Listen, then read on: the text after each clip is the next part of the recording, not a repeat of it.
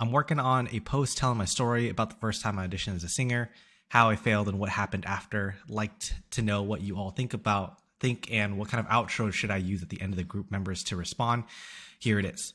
So I auditioned for the show choir at my high school and it was an epic fail. This happened. My voice was too breathy and it was weak. After this experience, I didn't become discouraged. I got to work with the voice teacher. It took courage, but I made the investment in myself. Guess what happened? In our work together, my voice teacher and I found that I had a big voice. It was a complete turnaround for me. After a few months, I auditioned again and got in the group. I also got one of the leads in the school's musical production. The performance that really hooked me was a concert in which I sang Schubert's Ave Maria. I was nervous, but I wanted to do the solo so badly. After the last notes were played, there was a few seconds of complete silence. For a moment, I thought, oh no, maybe I sang badly. But then the audition filled with applause and cheering. I was so surprised and moved that I started to cry. The memory of this moment still moves me deeply today. After high school, I won a scholarship and studied with a Metropolitan diva and started singing with her, singing in her program at university. Awesome, Liz. And this was just the beginning of my journey as a singer. So awesome. So I think this is a really good post about your story. Let's talk about how do we improve this. So the first thing that we always have to think about is what is the dream outcome of our students, and how can we make our messaging like really specific to just that. So when we think about the dream outcome, we have to think of it more than just a niche. We have to think about like who is this person trying to become?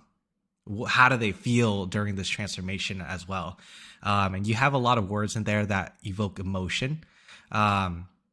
But we can also dive deeper into it by making it more specific. So, right, what is that dream outcome for your students? Is it landing their dream role? Is it landing the lead of the musical? Was it getting the solo at their choir? For this one, we just want to make it really clear about like what is that dream outcome. It's not just to pass auditions, but why is passing auditions so important? Who do they want to become by passing that audition? How do they want to feel? So I think this is a really good story about like to be able to teach that and to be able to show the dream outcome and how you were able to achieve that. But the framing of it is really what we need to work on. And I feel like that might be where the disconnect is on like, how do I end this story about me when I'm trying to get the reader to be like, why does this matter for me? Right. So just like I did in the beginning of this, what I usually do is I like to read my copy out loud. And you wrote this, so read it out loud the way that you would say it to a friend, right? Pretend you were sharing the story out loud to someone one-to-one. How would you say it? What would you say? And then what the other person will always be thinking of, though, as you are writing this post is, why does this matter to me? So I will share with you a few things to help you learn how to write copy through the lens of being the guide and not just as the hero. So I'll share some notes here. This is a note that I got. These are some notes that I took from one of my past coaching calls that I was learning about. And my coach, he shared with me this concept of being the guide. And let me go ahead and move my face out here. Being the guide is important because when we are writing copy, we want to be in that balance between being the authority figure and also being someone like a friend, like someone that they can relate to. And in the middle of that is being the guide. And this comes from a book, Building a Story Brand by, let's see, who is it by? Building a Story Brand. Donald Miller. I have this book. I'm probably like halfway through it, but this is you could probably look up a YouTube summary on it. This is something that highly recommend. But this will help you how to position yourself as the guide. And the analogy that Donald Miller likes to use is the analogy of like Luke Skywalker, right? So if you've ever seen Star Wars, like the story is about Luke Skywalker, but a lot of times when teachers are writing copy, they position themselves as Luke Skywalker. Like, look at me, like I'm the best. Look at what I've done, which is great if if you're trying to show yourself off. But if we are trying to get clients and we're trying to get students, the reader is always going to be asking, like, why does this matter to me?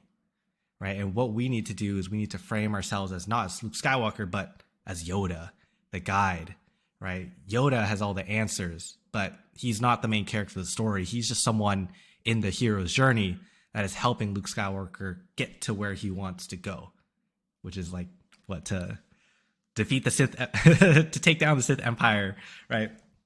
So for you, we need to think about that hero's journey for our own students, right? For your clients and your prospects and your students. Like, where are they now? How are they feeling?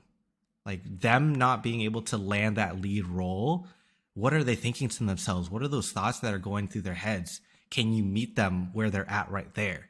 And then how does it feel? How did you feel being able to accomplish that? What were some of those new paradigm shifts that you got? So let's go ahead and take a look at this. How do we position ourselves as the guide? Well, there's 3 parts here. We need to think about the past, the present, and the future of our content. So when we're thinking about the past here, does our content convey empathy? Right? How do we show empathy? How do we show an understanding for our audience? We can share that through our beliefs, right? Do we have shared beliefs? Like, can you give them the confidence as well? Can you give them confidence that they can be able to get to where they want to go? And also in the present right here, the now, how can we position ourselves now as that authority, right? Can we give them tools to be able to help them out? Can we give them clarity on how to think about their problems? And then the leadership as well, looking towards the future. Can we give them a roadmap? Can we show them that, hey, I have the roadmap to help you get to where you want to go, right? And then the story is a huge part of that, because it shows them, hey, I know where you've been through. I've been through this before. Let me show you how to be able to get there. And some other feelings too. The feeling that they want to have is they want to have a sense of hope, because for a lot of our clients, they've been through this problem. Like, they've probably been through a handful to dozens of auditions and have gotten no's. How are they going to feel about themselves going through that experience? Probably not that good. They're probably feeling shame. They're probably they probably feel a lot of fear jumping to the next audition. So our job through our content is to be able to help them feel a sense of hope, right? Not have them give up. So what I would say for this piece of content is we can probably condense this story a little bit more. But two things that will really help with this is, one, read it out loud and ask yourself, is this the way that I would say it to someone in person? At least the way that I'm reading it, it sounds more of like, these are the facts rather than me telling a story. And if you take a look at my content right here, I try to make it feel like I am speaking to someone, like, face to face. So it's very conversational, not super formal or anything like that. But I like to make it feel like I'm talking to someone one-to-one. So I want you to, read your copy again and ask yourself, is this the way that I would share the story out loud to someone in person? And then also, we want to be thinking, like, where's the shift? Where's the shift from going from my story to helping answer that question that the reader's asking? Why does this matter to me? So if we take a look at my content right here, I share a story right here, really quick story. One of my scariest moments was losing a teacher because they weren't able to get to their goals. I learned that what I was missing wasn't the expertise or skills. I was missing the leadership skills needed to guide higher caliber teachers. So while you can say the right things and attract committed students, if they don't feel the same power they need from their music teacher, they're going to find another teacher who does possess that. And then I start asking a question to my reader, right? I give a question so my reader can ask themselves this: what can you do to level up your leadership? So there's the shift. There's a shift that switches from me to now you, right? So a really easy, really quick way to do that for you is now asking a question and pretend this is something that's like, this is a story that you're telling to one of your students. Now you're giving it back to them. Like, how are you going to use this story to be able to inspire yourself, right? How are you going to use the story to show yourself that you can be able to do this? So ask your audience a question. That's a really easy way to shift it. And then sometimes in my copy, I like to have a little transition sentence, and I like to say like, so for you, how are you going to be able to, respond when you get that no from the audition, right? This story might be important, but it could be like, hey, I had a failed audition, but it doesn't matter about the result of that audition. What really matters is what I did afterwards. How did I respond after that, right? I didn't give up. I leaned in to help. That could be the lesson of the story. But again, that answers the question of like, why does it matter to me? Why does it matter to the reader? So once you're able to answer that, that's how you're going to be able to switch from the authority, from the hero, to being the guide that way. And then to close it off, right, to answer your question of like, how do I outro this? You can do a soft call to action with it. You could do a direct call to action to like, hey, by the PS, like I have X amount of spots open for one-on-one lessons. If you're interested in that, just let me know. You could just do something like that.